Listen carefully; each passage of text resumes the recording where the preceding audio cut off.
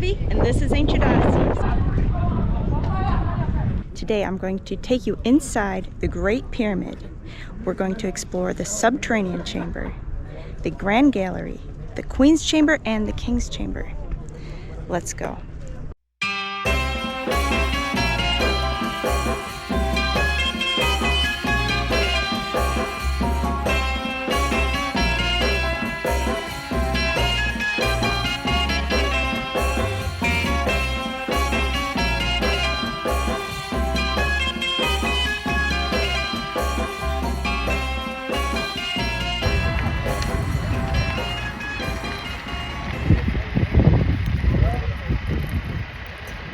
Pyramid at night. Special permission access.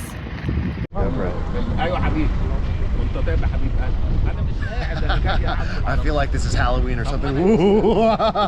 Alright everyone, let's go. Private entry into all three chambers of the Great Pyramid of Giza at night. Subterranean Chamber, Queen's Chamber, and the King's Chamber. It's gonna be awesome.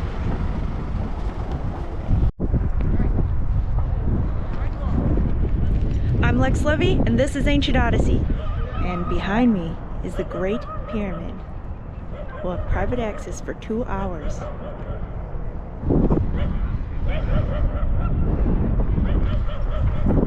Let's go. Let's see if we can get it behind me. Try not to blast anyone in the eyes with this thing. Oh, you can actually see it without it. Illuminated by the moon. Yalavina. Yalavina.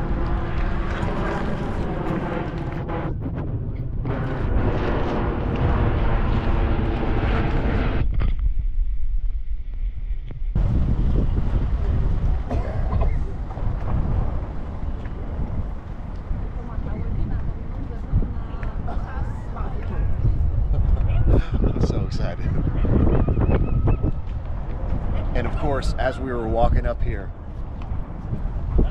you won't be able to see it on camera, but the 3 belt stars of Orion are watching us from above. Absolutely perfect timing.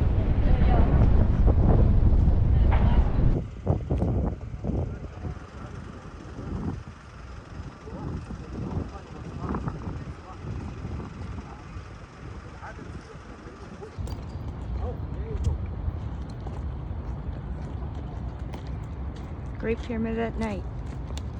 6th of November, 2024. The Landicam Ancient Alchemy and Ascension Tour. It's not that good. Alright, you guys ready?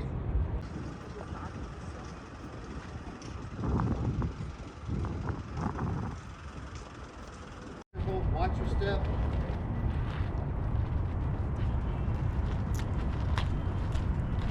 We are at the base of the Great Pyramid on the 6th of November 2024 Landicam Ancient Alchemy and Ascension Tour.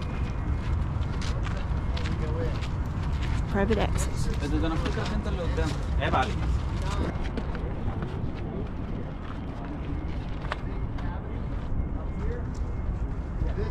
the original opening area.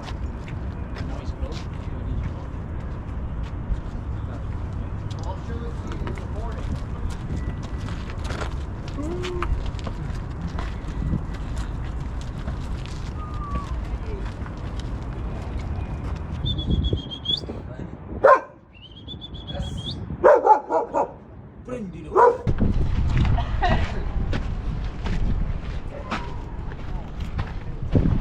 Hey, come on up, Paul. Let's go. He likes you. Yeah, I like you. Pyramid dog. Pyramid puppy. You climbed the pyramid? You climbed the pyramid? Did you go to the top? You got Is this the famous boy? You got the top. That's right, ladies and gentlemen. Ascending the Great Pyramid in the dark. Excited? I can't wait. This is gonna be the coolest. So obviously this part is not original to the structure. This is an excavated passageway from Caliph Al-Mamun, which was the first person to break into the inner chambers of the Great Pyramid. So down here to the left, that is the descending passage that leads down into the subterranean chamber. So this descending shaft. All right, so we're going to be entering the subterranean chamber through the original opening into that lower chamber system, which if you look up to the left, as we go down in through this passageway, you can see the original opening, which is on the outside of the structure. And we'll take a look at this tomorrow morning because it'll be a lot easier to see in the daylight where the original opening into this descending shaft system originally starts. We are going to descend down into the bedrock, the primordial mound upon which the Great Pyramid was constructed. So remember when we were in Dashur, we were talking about how all of these structures were built on a mound of bedrock that acted as the foundation for the structure. And in most cases, part of the chamber system was excavated into the bedrock. So if you look to the left, you'll see that it's masonry, and as we go down into the shaft, it will be a bedrock excavated shaft. As with the subterranean chamber, this entire chamber was excavated from the bedrock. There is no limestone masonry blocks. It's been carved completely from the stone of the Giza Plateau itself. And there are some very anomalous details that I'll point out as we head down the descending shaft into the lower chamber. So as you can see here, there are 3 granite plug blocks here at the bottom of this shaft, which leads up into the grand gallery. You can stop though. Okay. So now, if you guys follow me, watch your head. If you want to put your gloves on, now would be a good time to do that because we do have to crawl through a small area to get into the subterranean chamber. And as always, I recommend going down backwards. It's a lot easier.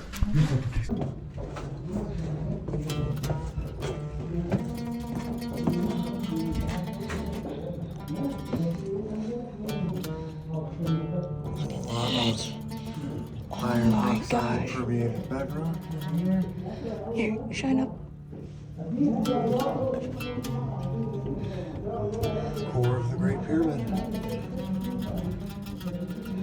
To me, it appears utilitarian as a functional component of the Great Pyramid system.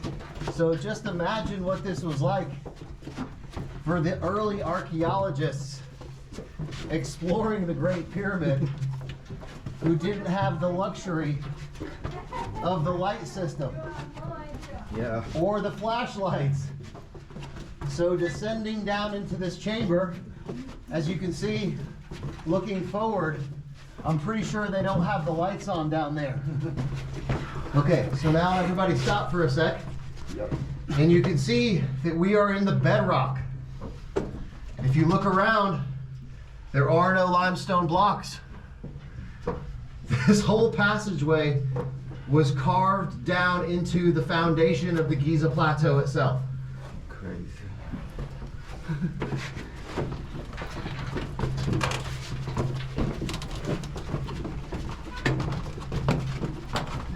Okay, so anomalous area number 1.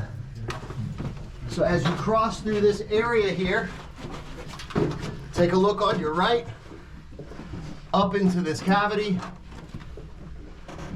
and you can see a huge vein of iron oxide that runs through the bedrock here in the subterranean chamber. And this is the first vein of iron oxide that we'll see. I have never heard this reported or shown by anyone else coming down into the subterranean chamber. And this is extremely important. As we talked about before, the dielectric capacity of iron oxide is double that of limestone. Limestone has a dielectric constant of 6 or 7. Iron oxide has a dielectric constant of 14.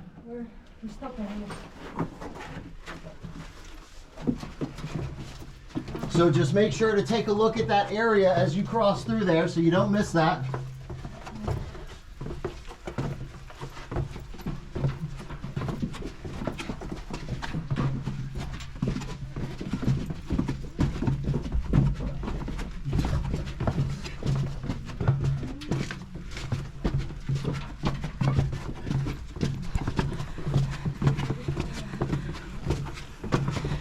Okay, next thing.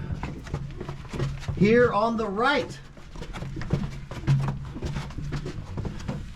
this is the termination of what is known as the well shaft. It's clear that water was involved. The name of the connecting passage, the well shaft, is telling as it implies it is a well.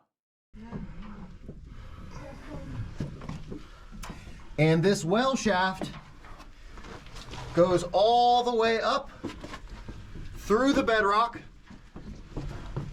and connects into the grand gallery. Oh, wow. And we'll see the area where this connects into the grand gallery in just a moment. Ouch. And one very interesting note about the well shaft is that the lower portion of the well shaft was actually cased in white calcite. That same crystal material that we saw at the Pyramid of Giza. I want to know what you think. As explorers and scholars continue to study its architecture and alignments, the subterranean chamber remains a captivating testament to the layered complexity of ancient Egyptians, a space where myth, ritual, and physics converge beneath the sands of time. All right, so now,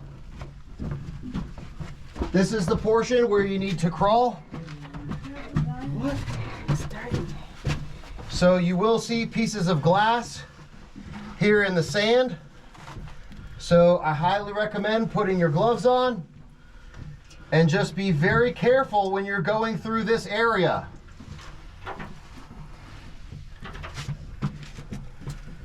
It's a very short passageway. Let me put my gloves on real quick.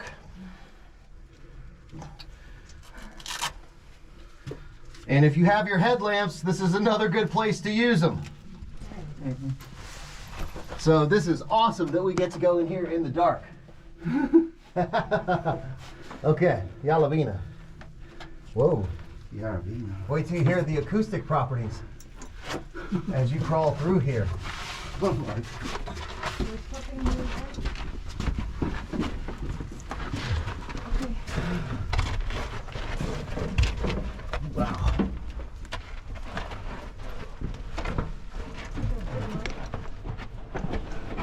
All right, so there's an artifact I wanted to check for here on your right.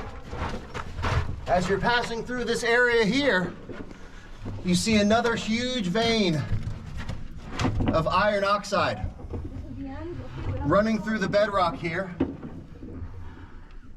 And I'm looking for that piece of calcite crystal that was, we found a piece of cal crystal down in here last time.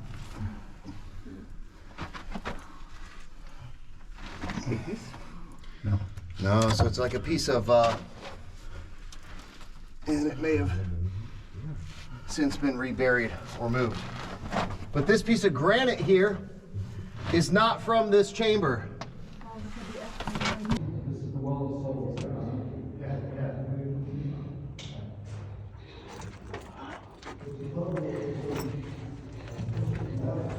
I'll explain that here in just a sec. Okay.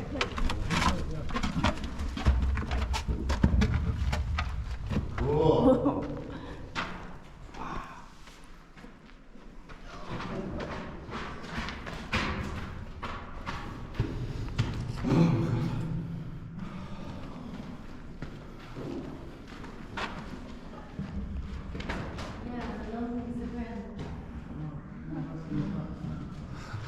This is awesome.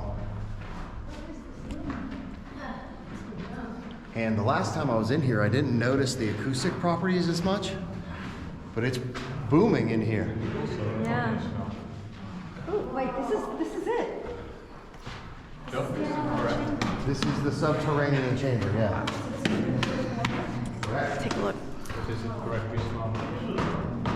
It smells a little funky down here.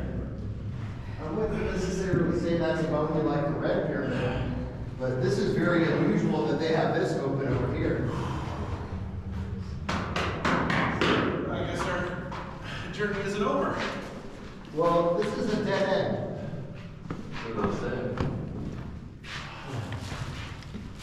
Can you shine in this You spot? shining In this Huh? hole? Yeah. Okay. Hold on one sec.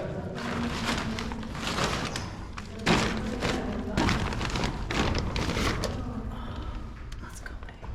So we can go back there. Hold on. Let me. This is a wild chamber. And what appears to be a rough cut area here may have actually been producing some very interesting fluid dynamics I saw a video. in the lower portion of this chamber. So you'll see a very unusual nodule type thing here. Yeah. It almost looks like a seat. Yeah.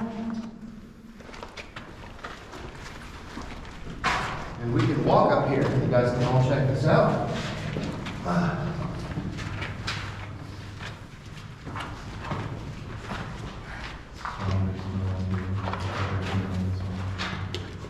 There looks to be a similar seat-like configuration over here.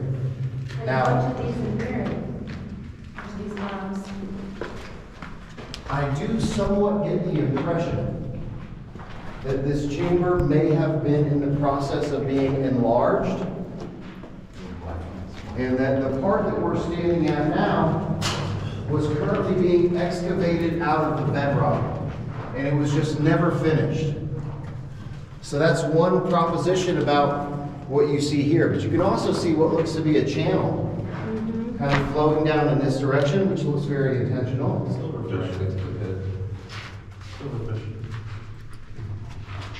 Right, going down into the pit. Right. Pretty well done. And these are just very unusual looking housings and the remnants of bedrock for a civilization that we know was very organized about the way they built things. It appears to be very haphazard. You know, it wasn't an organized removal of stone from this area. It's either very intentional, and John Cadman has done some research. Again, I disagree slightly with his idea that this was a ram pump. John is the one who did this duplicate on the chamber. The replica, and he made a working model. Yeah. But And he injected like coloring so you can see. yes, correct, John Cadman, yeah. Do you know John Cadman? And he knows that there are some very interesting fluid dynamic patterns that happen when water is introduced into this chamber, created by this bedrock formation. What do you think? That's most likely iron oxide. Why do you? It does not look like very systematic quarry. So it doesn't look intentional. Oh yeah. Especially this little nodule here in the center. Nodule Yeah. and that sort of thing. Yep. And then smoothing this whole ceiling, right? Yep. Leaving all this stuff rough here. Yes. It's just an odd. It's like a channel here.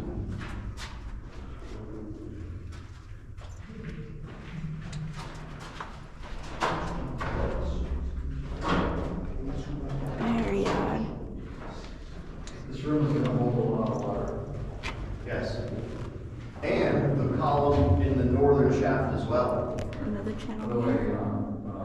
Simone was pointing out some holes. Yeah. Looks like Shells. So like this. You can see the here, chisel marks. This here, that was a shell Some- toss. All of the, so millions of years ago, this was an ocean. And the bedrock of the Giza Plateau is filled with shells and fossils. Well, actually, when we're walking, easy. Yeah, careful.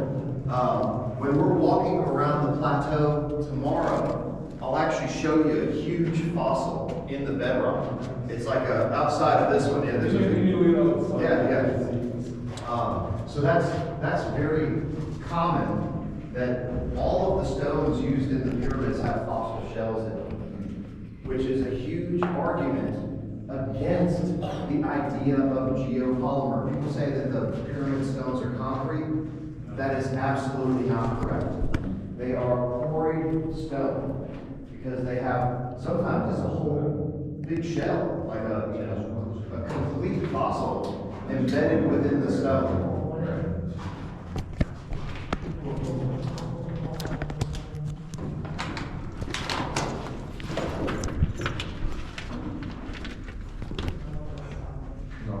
So I was looking at the magnetic field, but then it's because of the metal bar here.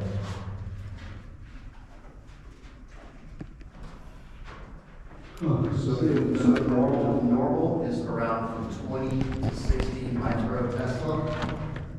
It's this here. So the conventional story is that there were ropes through those grooves, and that they had wooden rollers. So when we get to the antechamber, I'll show you the configuration of the antechamber. And one hypothesis about the function of the antechamber is that there were rollers in the housings in the antechamber and ropes, and you could raise and lower the blocks from the antechamber using this system of rollers. See, so here,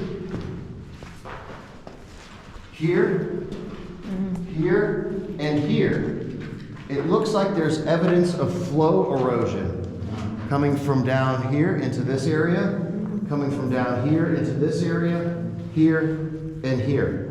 And this bottom is original? Like, Yes. So you can see down there that there is wet mud inside of that shaft, and it's never been fully excavated.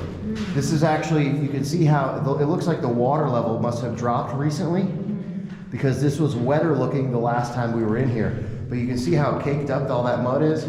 It's still wet, and that thing has never been fully excavated. Now this piece of granite here is another piece that does not belong in the subterranean chamber. This piece of granite is from the antechamber. In this pyramid? Yes, this piece of granite here, and the piece of granite that we saw on the way in here on the right side. Correct. So it looks like this subterranean chamber, and this shaft in particular, may have had a dual function. For the pump mechanism, which drove water through the well shaft into the upper chamber, but then you could also drain water out of here when needed. And that's what I think is causing this fluid dynamic erosion pattern leading down into this. This is where the water went out of the structure, not through that dead-end shaft over there. So that's really the only reason that I disagree with Cadman. He's a very prolific researcher, and his ideas on the fluid dynamics and the compression wave, but it's not a water hammer per se. There's not a rocking back and forth motion that drives the water out that way. It was being pumped up into the upper chambers. And if you guys are feeling up to it, I mean, we can crawl down that little shaft. Who's up for it? Okay? But we'll just have to go out backwards, because again, I don't think there's enough for It's just a dead Can end. I? Yeah, it is just a dead end. But remember, this may be your only chance Yeah. to get down inside here. I'm like gonna take my phone with me, so you can like, or should I? So I'll go with you. Yeah, I'm not gonna let you go by yourself. I don't mind. Can you try into this? And I'll go first, so that if anything happens, it happens to me first. Nothing's gonna But you happen. can't. Yeah. It's not that far. No. No, it's not that far. Let's go. But I would like to be able to say conclusively that it is a dead end, right? You hear just speculatively about these things. Yeah, so there are 2 holes that are drilled into that piece of red granite. Now, the conventional explanation is that those 2 holes are involved in the pulley mechanism that raised these granite pieces inside of the antechamber, that there was a couple of wood rollers, and they had ropes that went through those 2 holes that were used to raise and lower these pieces of stone within the antechamber. I disagree with that because I don't think that those pieces of red granite were intended to move. I think there was a component that was housed in those things, not rope.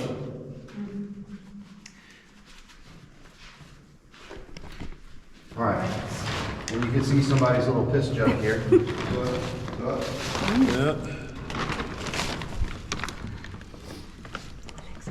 All right.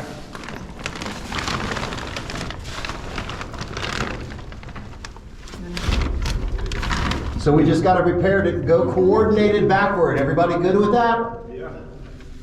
Are you all going in? You are. Okay.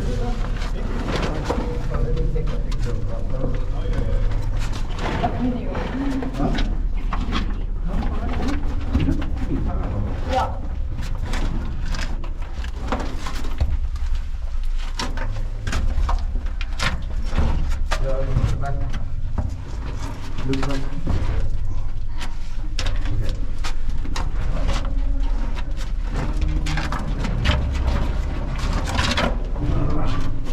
All right.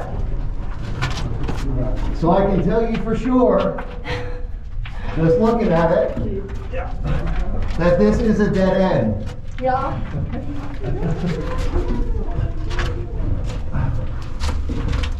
100%.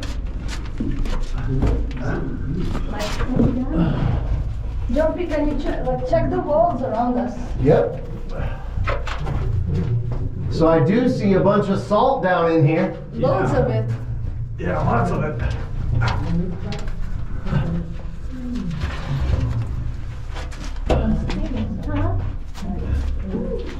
But yes, that is as dead end as it gets.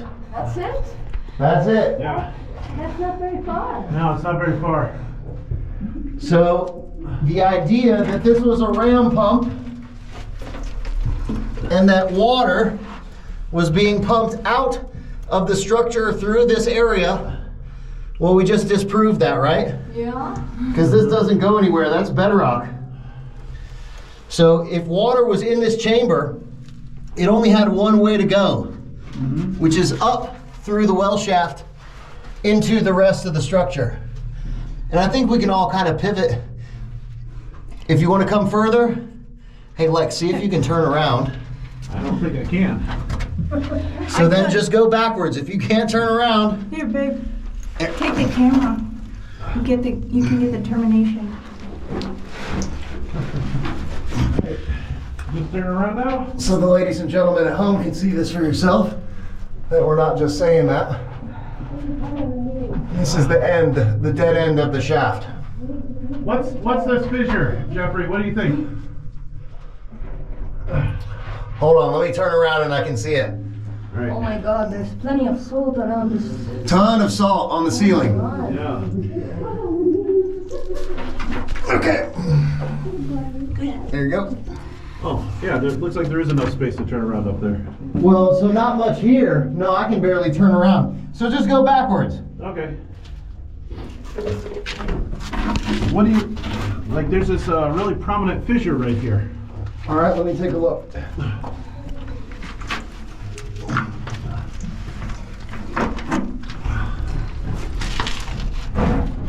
We go?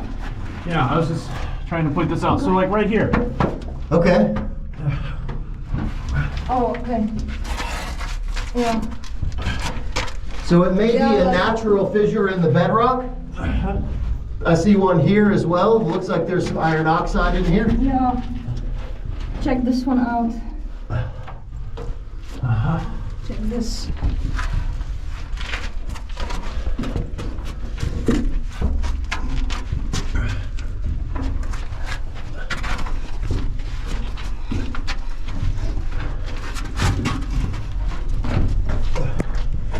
Yeah, so that does look like just a natural fissure. And I do see some iron oxide in here. Yeah.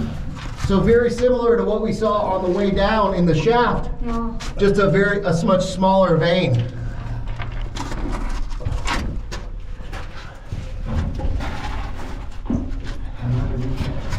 Cool.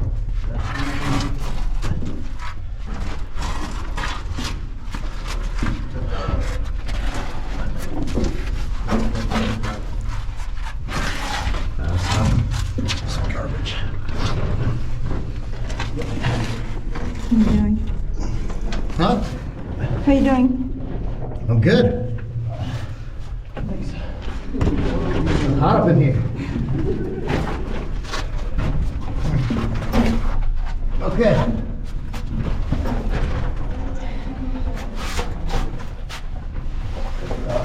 You're okay. I didn't think they could be there. Okay. So it's left.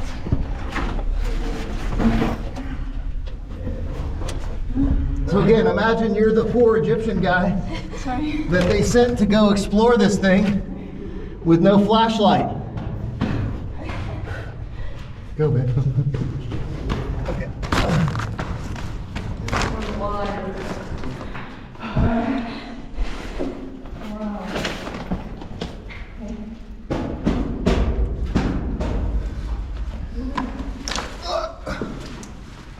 Okay. All right. It's nice. Yeah, put some. Okay. So we know the water wasn't going out through where we just were. So the water could only go down or up. So let's say instead of the pump block coming down the descending shaft, what if it went the opposite way and it was like the back of a syringe that pulled water up through this from a subterranean aquifer, pulled water into the system, and then all you need is a two-way valve. So when you're pulling in this way, the valve opens in this direction, allowing water into the chamber, and then when the block moves in the other direction, the valve is pushed down and the water is pushed up into the upper chambers. Yeah. And then what would be the purpose of that? Just for overflow or something? So I believe that this, and I agree with Cadman, that there is compression, fluid compression in this shaft that assists in pushing water back out in this direction. Right. It'll go back, hit the ground. Because he showed in his experiments that the fluid pushes back out into this direction as well.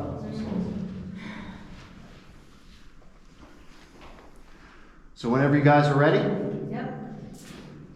we'll head back up the shaft, and then we'll go next to the Queen's Chamber.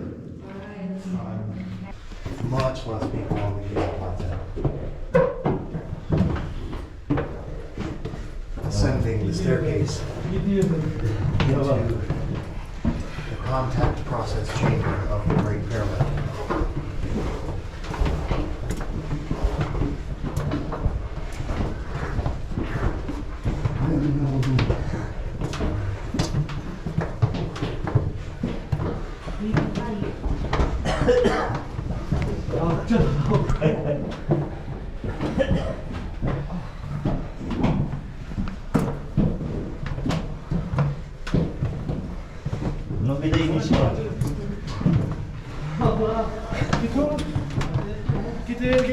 You can see here that they do have electricity wired into the light system.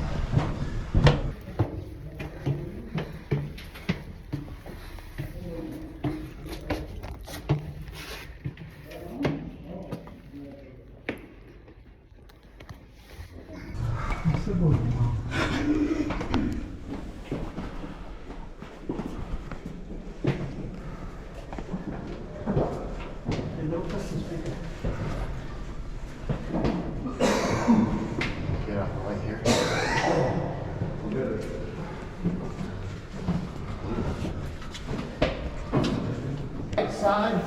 way down comes all the way up through the bedrock into this area here, connecting directly into the Grand Gallery. And this is your first glimpse at the Grand Gallery of the Great Pyramid. That apex structure. So the area that we're about to enter is what's known as the Queen's Chamber. And just watch for all the pieces of wood and be really careful as you can.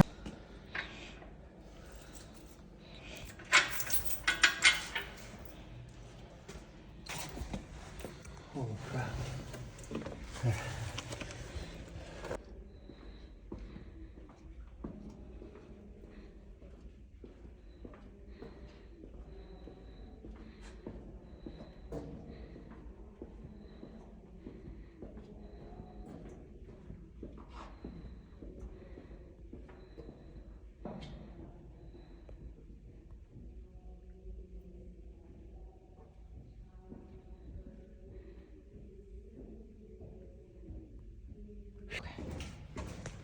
I see it.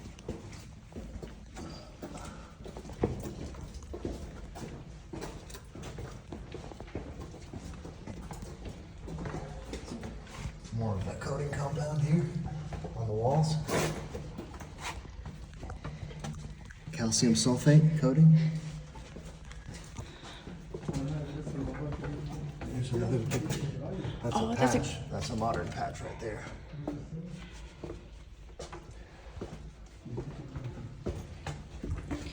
You see these holes in the ground? Oh yeah, yeah.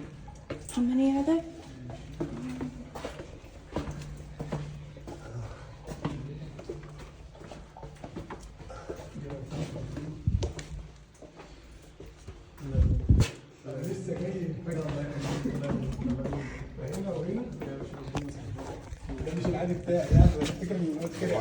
لا لا يا عم زي الفل.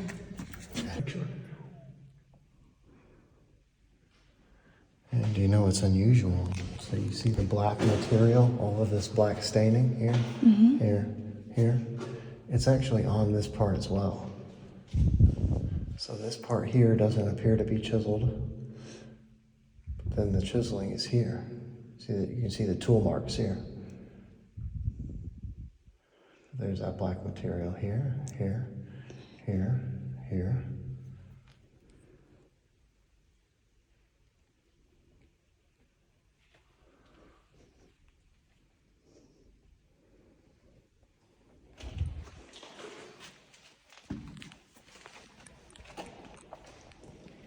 And these holes are very, very unusual. There's the bilateral one here and one here.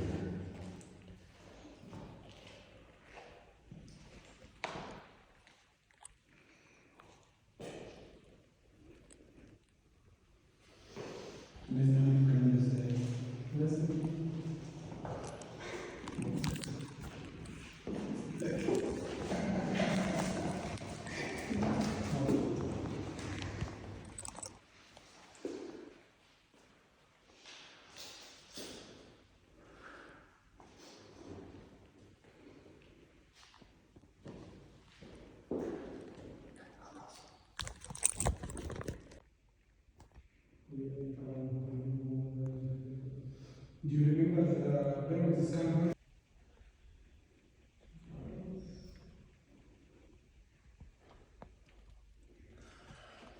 That almost looks like iron pyrite.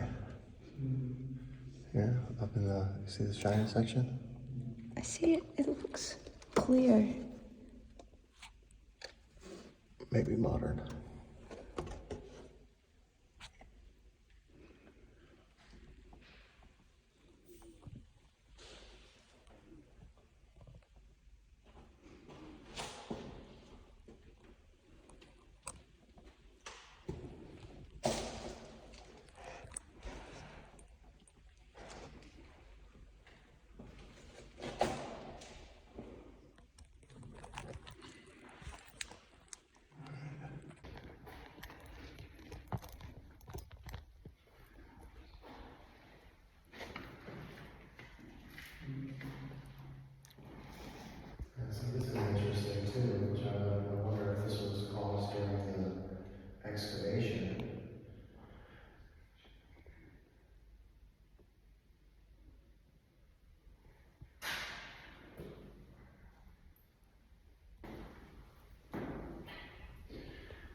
So I think they broke into this thing a lot more than what is conventionally reported.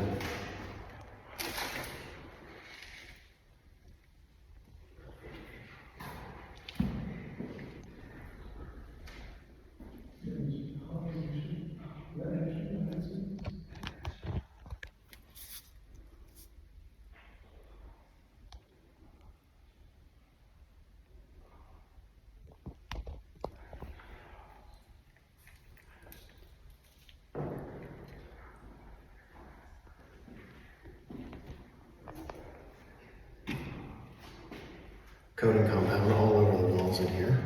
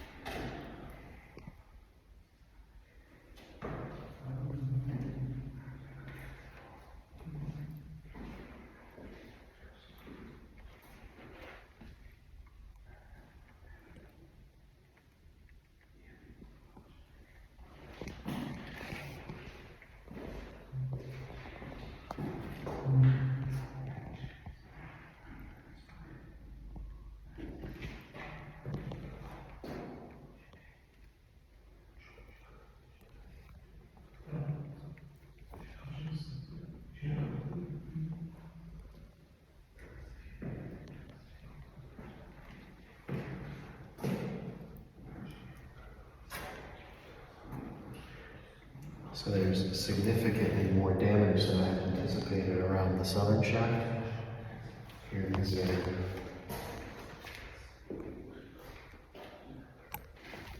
And there's restoration here. That's restoration, restoration, restoration, restoration.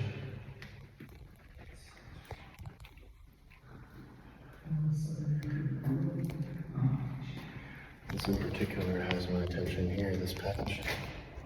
This circular patch down at the bottom. Obviously this area here. Which all those new scans show that this is where the shaft is, underneath this chamber.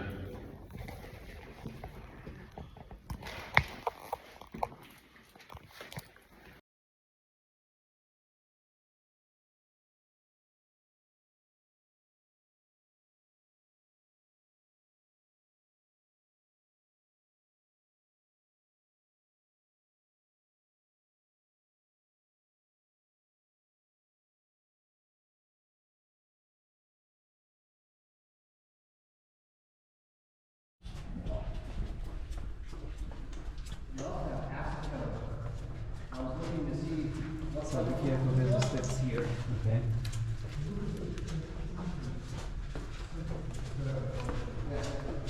So we'll talk about a bunch of stuff in here now that we move it out.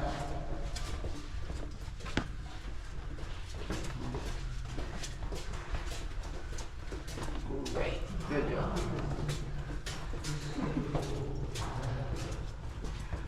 Thanks, Bishu. These ones. So we'll talk about a bunch of stuff in here once everybody gets in. They do not go to the outside. The ones in the king's chamber do go all the way to the outside of the pyramid. So originally, these shafts were covered with stone. And these were discovered by Layman in the early 1900s, and they saw these little cracks, and they broke through here to discover these shafts. They sent some camera robot. This is the Jetty robot project, where they did send a robot up this thing. It was actually up this one. It does not go all the way to the outside of the pyramid. It goes about halfway and stops. Yeah, so there's definitely been something removed out of here, for sure. Yeah. All right. So one thing we'll talk about. Okay. One question at a time. Because a lot of different questions. Let me explain a few things. So let's start with the air shafts. Okay, these again do not go all the way to the outside of the pyramid. They stop about halfway in the core of the pyramid itself.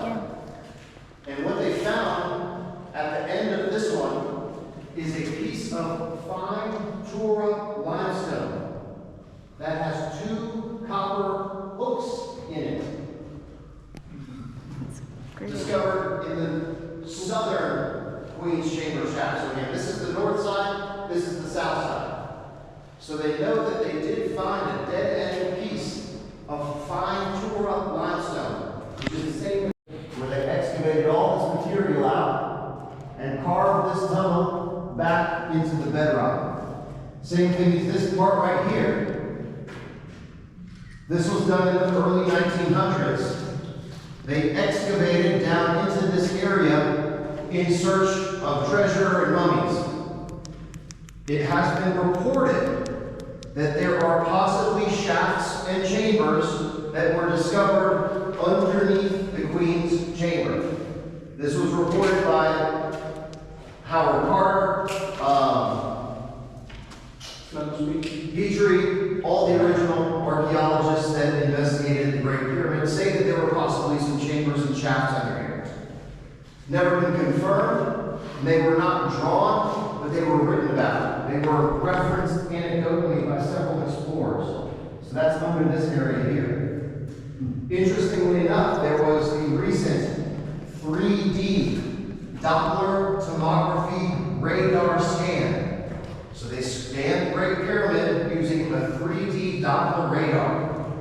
And they discovered, the bonding scan, So, again, this was not the same as the muon scan that was commissioned by the Ministry of Antiquities. This was done with basically without their permission. They used satellites to scan the Great Pyramid. And they found the evidence of what looks to be a shaft coming out of here, which, according to my hypothesis, there definitely should be. So that's what's under here. Remember that this patch here is a modern patch covering a huge hole here that was excavated down into this area, and they also excavated here. But this housing itself, they call this the niche. This is an original part of the chamber. So, have they done some chemical analysis of the sides? So, let's talk about the coating and the chemical analysis. You can see here the remnants of the plaster and the coating that was in here. So, this chamber was also coated with calcium sulfate salt. So, we've talked about the role of the calcium sulfate salt and the coating compounds that were in here. You also see this when we go to the final pyramid, the Pyramid of Menkaure, also has what is called gypsum, which is a calcium sulfate coating. So that's what we have in terms of chemical analysis data. They did find salt in this chamber, shown to be calcium sulfate, and they've also reported that this is calcium sulfate gypsum coated, like a plaster. So you'll also notice that there's a bunch of weird stuff in here, like these holes. Yeah. And I'm glad they moved all the stuff out of here because I wanted to look at this corner. Yeah. So I would say, see this box here?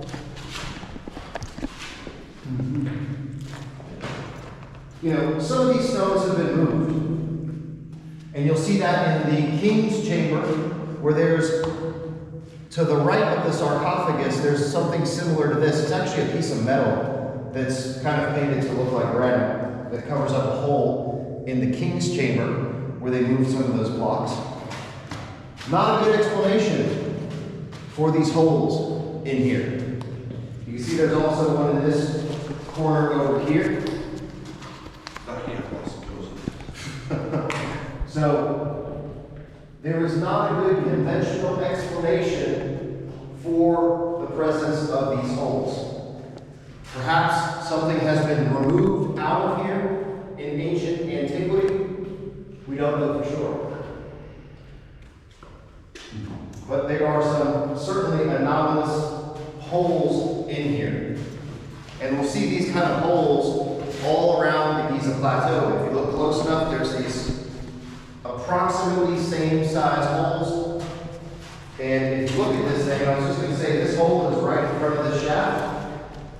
So I wouldn't be at all surprised if there was something that was originally not necessarily connecting these. Again, remember this is covered with stone, but perhaps a remnant of the construction process. Covered in stone, yeah, it was a layer. You can see the thickness here of the stone wall. You can see the thickness of the stone wall is about this much. So this was one block. This was covered, correct? One block. So they were just done the shaft. Yes. In one block. Yes, so this was originally one piece right here, and this is broken into, they broke through about that much stone to get into this shaft.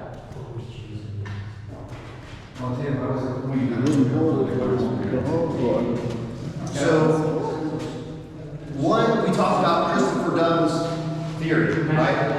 And how he was saying that hydrochloric acid comes in through these shafts. It's pretty easy to disprove that because these shafts were originally completely closed with 3.5 inches of stone. There would have been no way for anything to flow through here. Yes. Other side. They did send a robot up through here. They found the same piece, but here they drilled through it and found what was on the other side. So they did find the same thing in both things. The southern one is the one where they drilled through the hole and they saw a corroded copper piece on the other side. Correct. Yeah.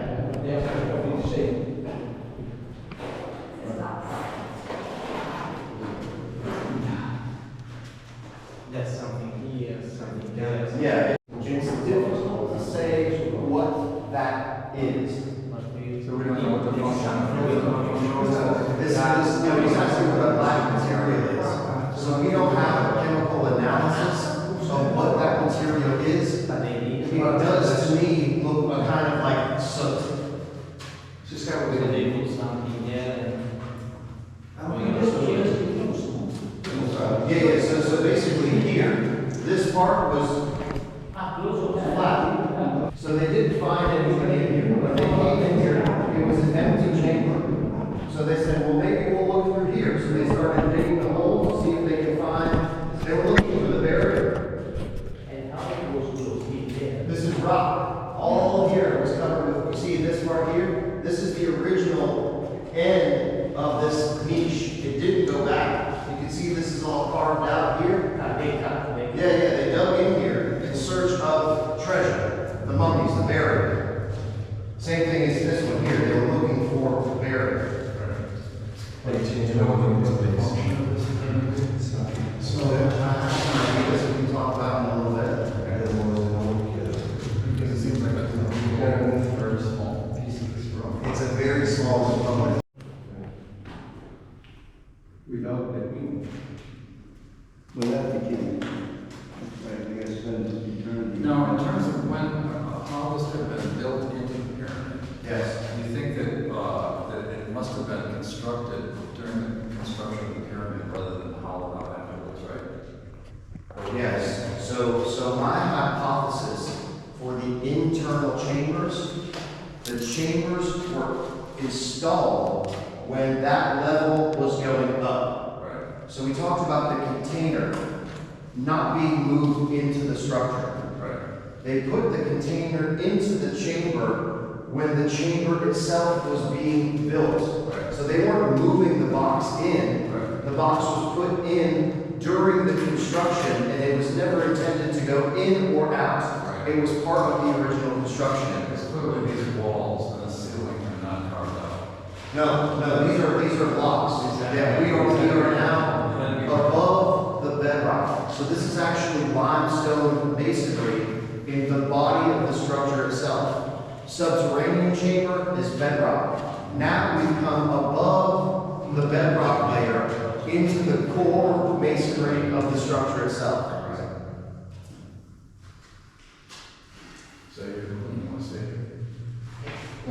Sleeping bag? Sleeping bag, there you go. Okay. Just want to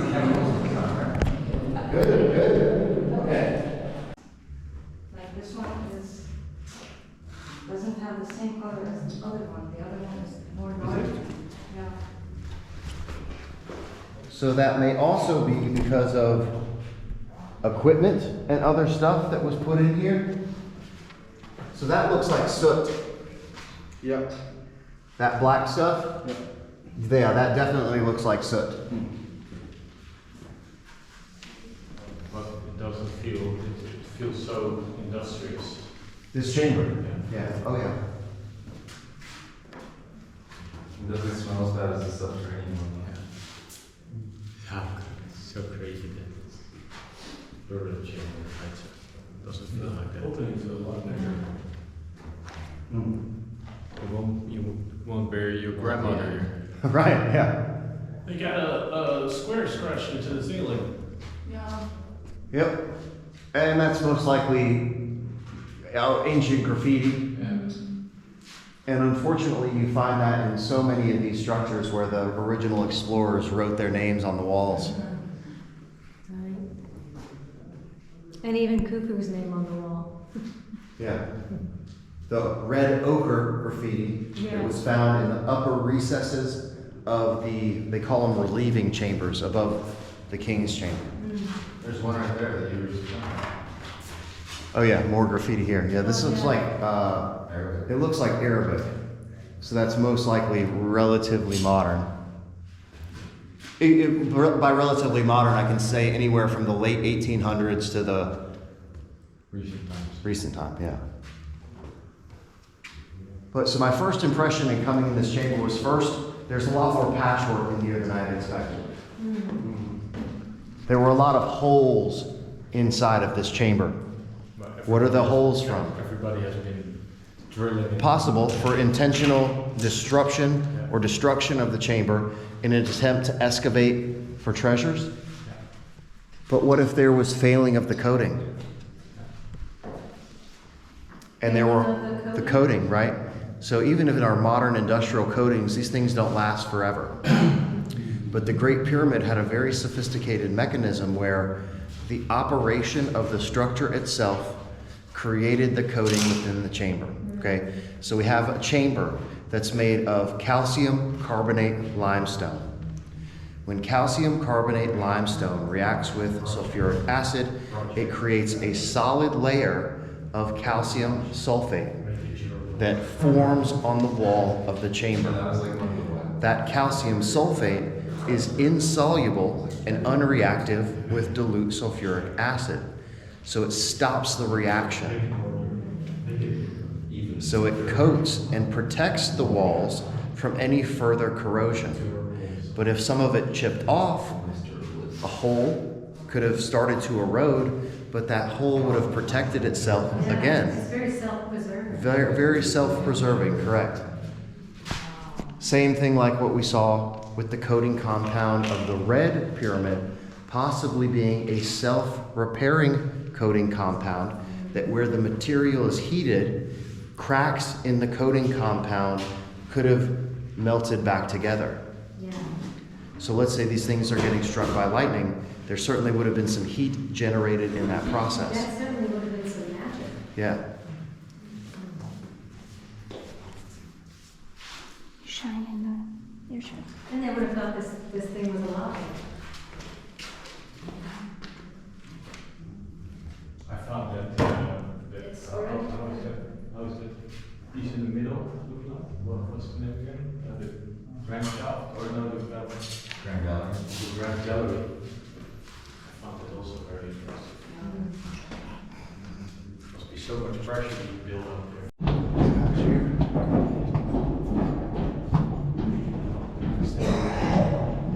Exposed limestone. You can see the elevated area with the coating.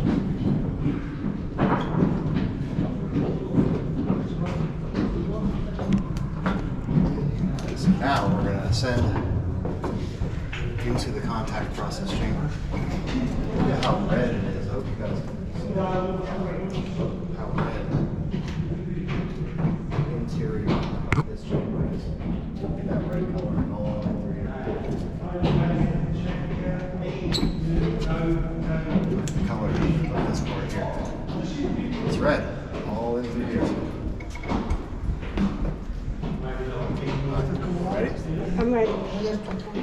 Yeah, the bean. Water? The water. Okay, go ahead.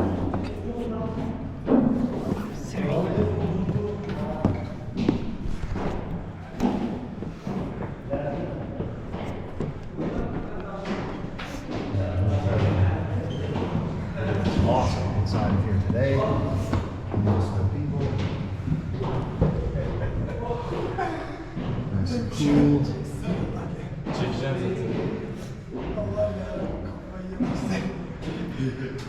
It's so much cooler. It almost looks like there was something installed on this level here. Shine the light right here with that. So this part here, it almost looks like there was a bar or something installed all the way down here. And look at those chisel marks. As you can see here, as we move up this direction, this is pristine. This part of the channel here, to the left of the chisel marks, this area here, we'll get a little closer to it. Move up just a bit.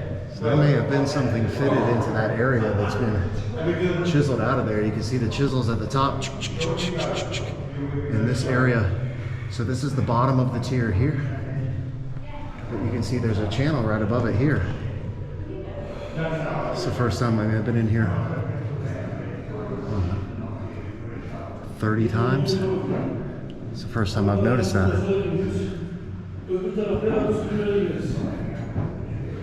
All right. Let's see if it's on the other side. Yep. You see that channel running down that same tier. And then the chisel marks stuck there. Big chiseled out patch there. Running all the entire length of the chamber.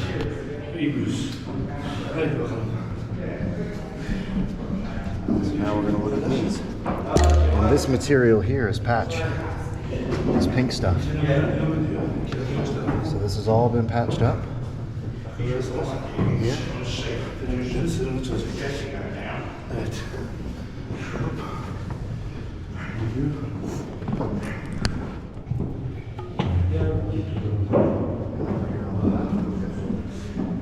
see the patched area here. This is all patchwork. Certainly looks like some iron oxide right there.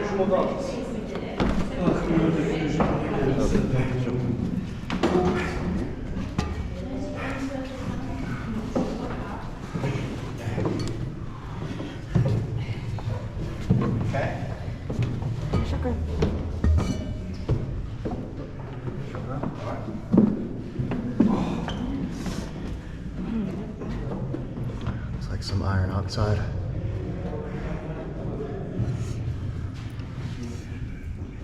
It's housings.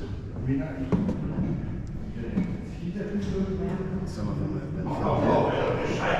Patched over material that fills out the hole here. So it's all been patched up.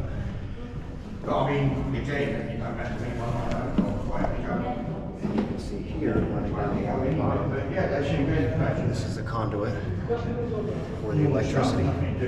This is for a wire. There's a wire connected into the electrical system.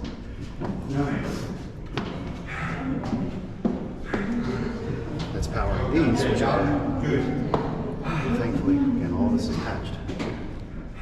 All patched up. Same over on this side.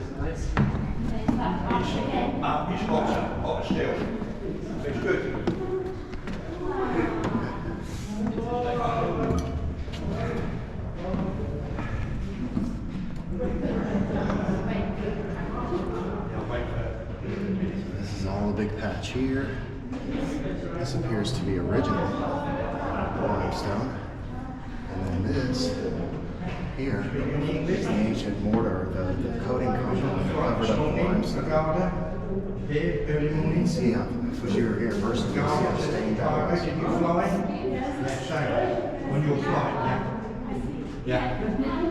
This is exposed limestone here. This is a piece of coating.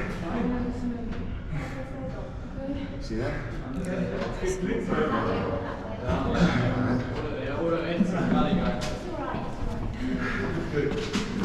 Alright, so here's a section. See this stained section here? This is all also covered in coating.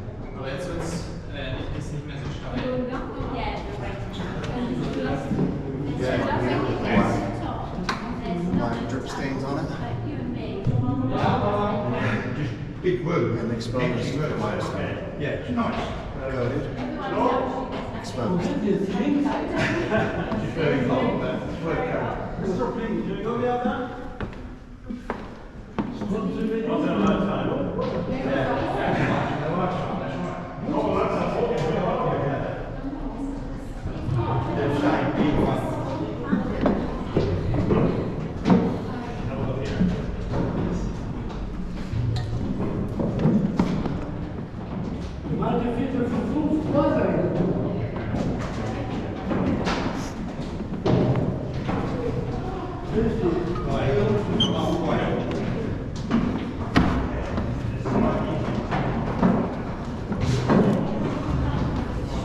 Almost looks like a piece of metal that's stuck in there.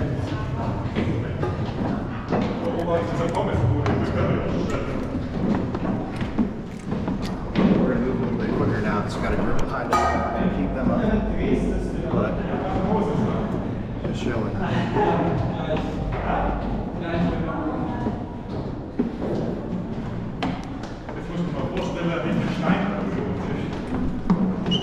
And all that staining on the original coating.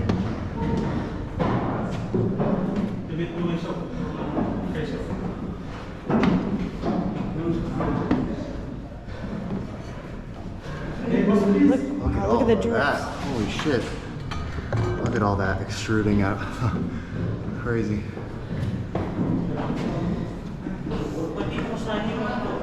Look at how smooth and eroded this portion is here.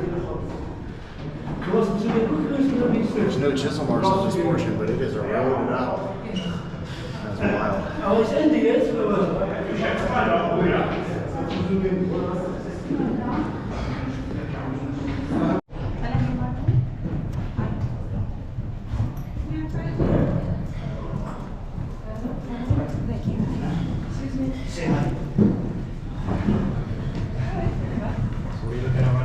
Alright, so you see here? Yeah. That runs all the complete length of the Grand Gallery. And look at here, you can see these chisel marks where something has clearly been removed from this housing. Right. And you'll also see as we go up the Grand Gallery on each side, there are also housings, and this is on both sides of the Grand Gallery. This housing here on the third tier. And they popped something out of here. You see again the chisel marks, where whatever was housed in this thing originally was popped out of that housing. Only there. Yeah. But it's on the same side. So whatever it is that it's a bilateral housing that, in my opinion, is connected to these little niches that you'll see on both sides of the Grand Gallery as we go up.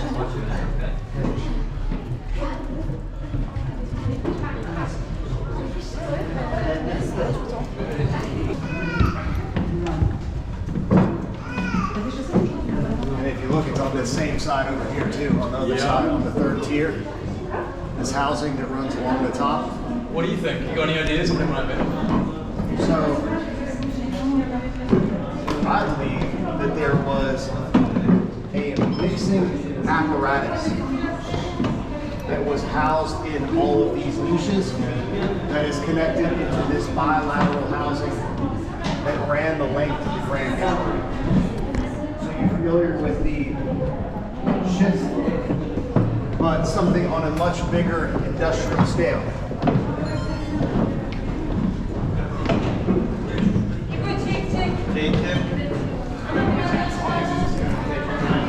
We are here inside the Great Pyramid, within the Grand Gallery, ascending to the King's Chamber.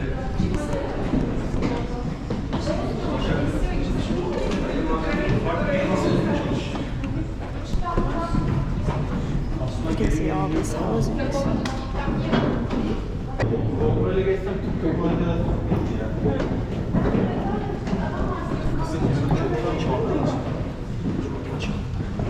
Nasıl çalınıyor mu acaba? Çok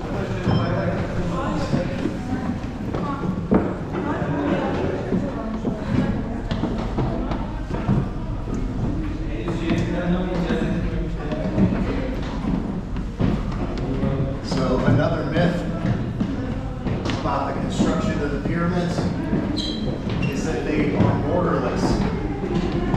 But if you look, there's absolutely mortar in between these joints. You can see a fine line of mortar that runs through all of the joints. It's almost imperceptible because it is so immaculately executed, but all of these stones are actually mortared together. That's another myth about the pyramids that is unfortunately not true.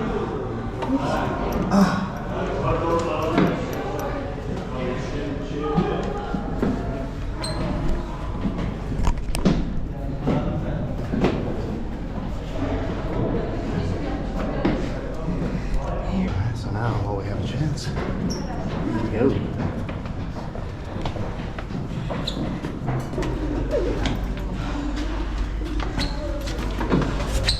So we're now crossing through the antechamber, another chamber that is completely made from red granite. And where you are standing, you can see the housings on each side, where there were originally 3 huge slabs of red granite that were blocking this passageway. Yeah, the channels.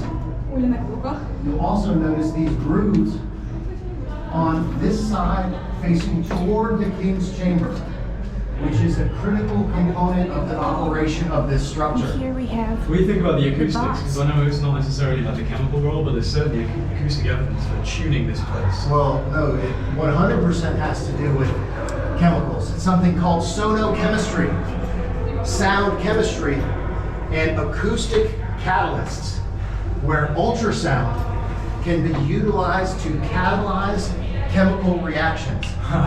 So by inducing electric fields in a material that has quartz crystal, you are going to produce ultrasound vibrations within this, I call this system an acoustic catalyst antechamber. And that is why the antechamber has some of the most profound acoustic properties in all of the Great Pyramid. The resonance begins in the King's Chamber, but it is amplified within this system. And if you actually come over here and stick your head up in through here,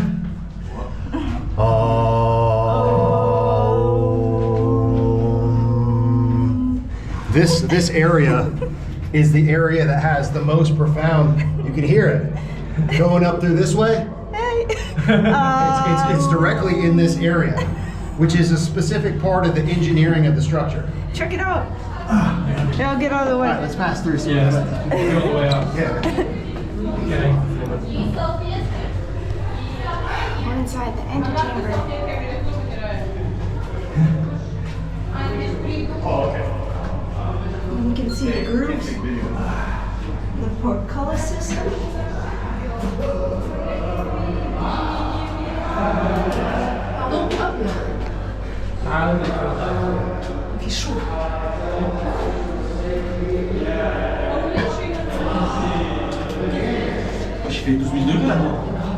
Alright, we'll come back to this.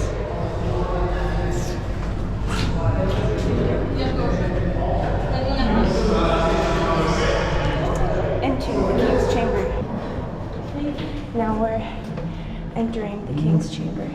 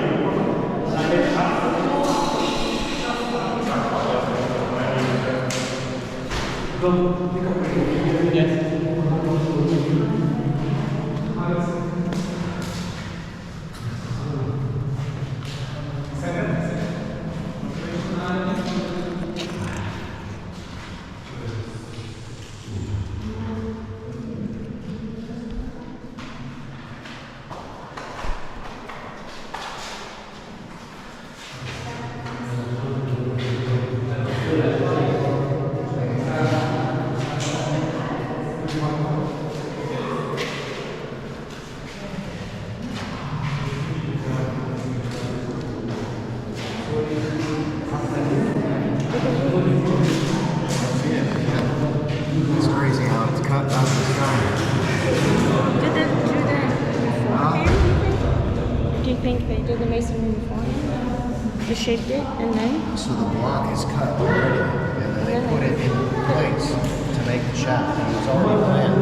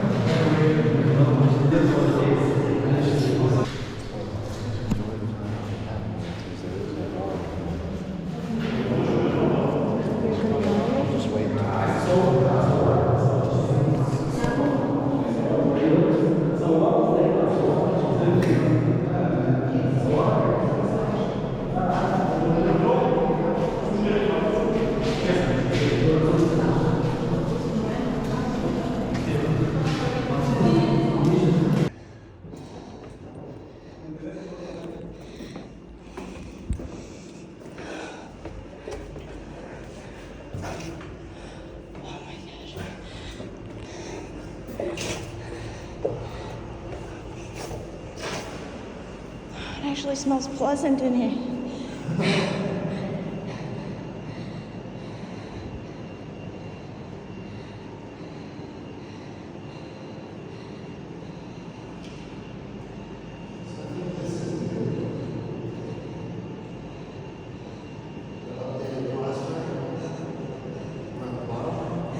It appears to be no. I don't remember seeing that in previous visits. Really? I mean, it's always been anchored in place, but I think this is new restoration. Since the last, since they closed it down last?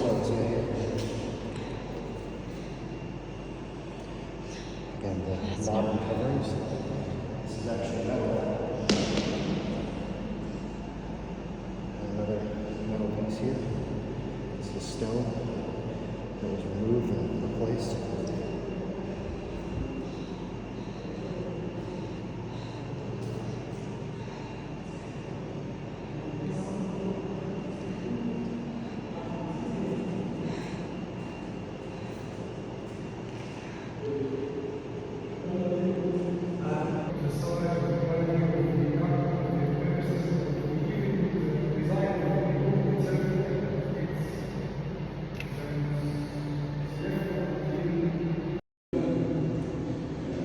This is something that was pointed out to me by Yusuf. So you can see here, this mark has tube drill striations on it. So this is where they use the tubular drill.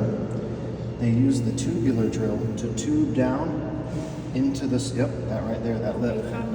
And he has the striations from the tube drill. So this is where... You can see here also. Yeah, the edge of the lid. The same sign of edge of the rim. Look at how perfect, sharp cut. They used tube drills in the corners? So the tube drill went down into the stone to make the tubular cores. The tubular cores were then removed to open up this area, and then it was finished with finer masonry tools to cut the edges into the perfect 90 degrees, but the first coring out of the center was done with the tube drill. And you can see that it's from when the tube drill went down into the soil.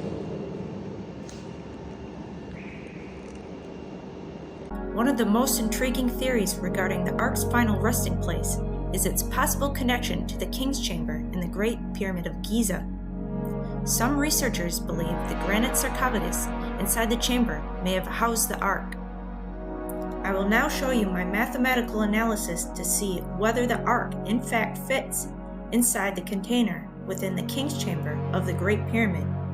But first, let me explain what a cubit is, since this is the unit used when God instructed Moses to build the Ark. The cubit is an ancient unit of length based on the distance from the elbow to the tip of the middle finger. It was primarily associated with the Sumerians, Egyptians, and Israelites. The term cubit is found in the Bible regarding Noah's Ark, the Ark of the Covenant, the Tabernacle, and Solomon's Temple. Cubits of various lengths were employed in many parts of the world in antiquity. You can see the variations in length for each cubit. I've chosen to use the shortest cubit in my calculations. Here we have the interior measurements of the container inside the King's Chamber of the Great Pyramid.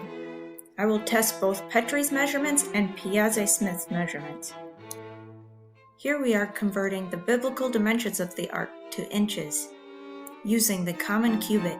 After comparing the dimensions of the Ark of the Covenant to Petrie and Piazzi-Smith's measurements, you can see the tolerances. There's plenty of space in the length tolerance. With the width, it's an extremely tight fit, but it would fit with minimal clearance. And there's more than enough clearance on the height. So overall, using the common cubit, the Ark would fit inside the sarcophagus, but the clearance is extremely tight, with less than 0.5 inches. Here's a graph of the results to help you visualize, and you can see just how tight the fit is on the width.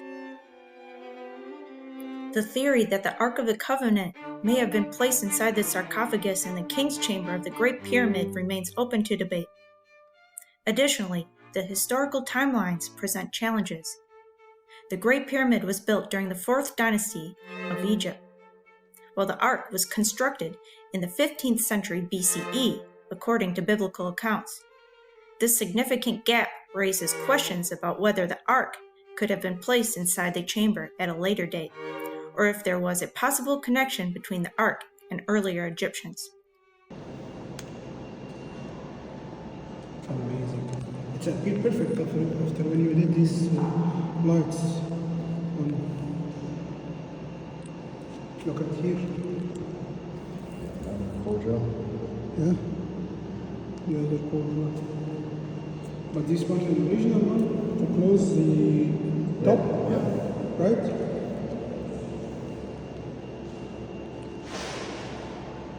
It's another one.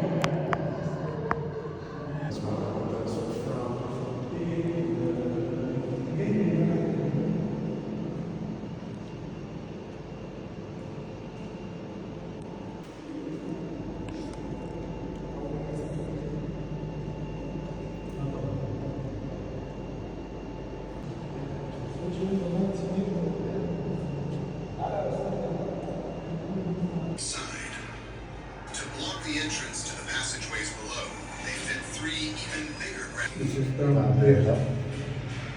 completely conceal the entrance under these panels, so the whole thing was light from the other side after they got out. Khufu hopes when he dies, his mummified body will lie undisturbed.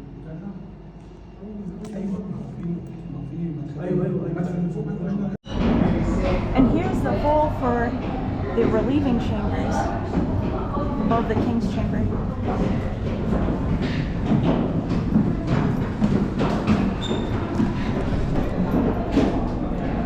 All right.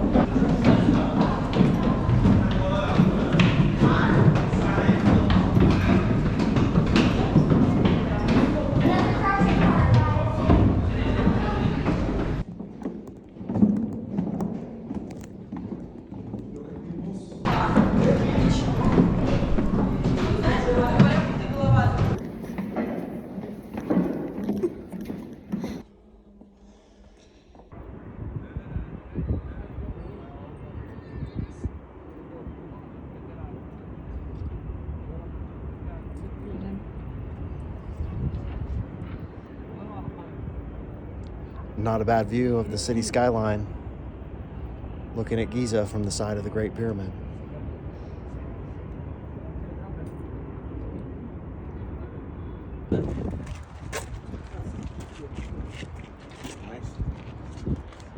Cool. And that was the Great Pyramid at night, November 6, 2024. Thank you for watching. Please like, share, comment, and subscribe to all of our channels. Ancient Odysseys, The Land of Chem, and Let's Go with Lex and G for all of our travel adventures. And please become a member for exclusive content and updates. Never stop exploring.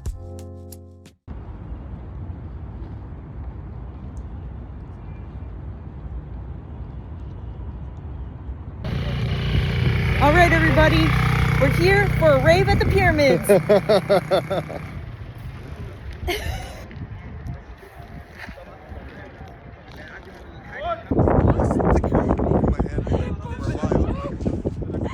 went to a sheikh, I went to a psychiatrist, I wanted to feel his ears being broken for me, and the sheikh put me in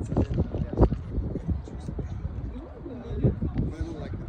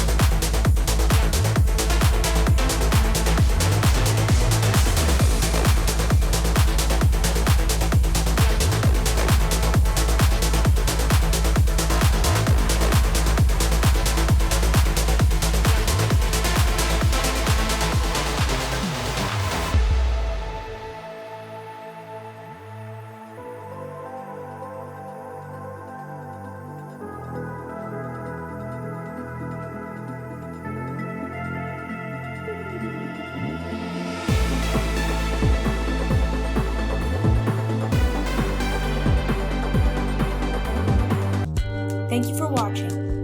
Please like, share, comment, and subscribe to all of our channels. Ancient Odysseys, The Land of Chem, and Let's Go with Lex and G for all of our travel adventures. And please become a member for exclusive content and updates. Never stop exploring.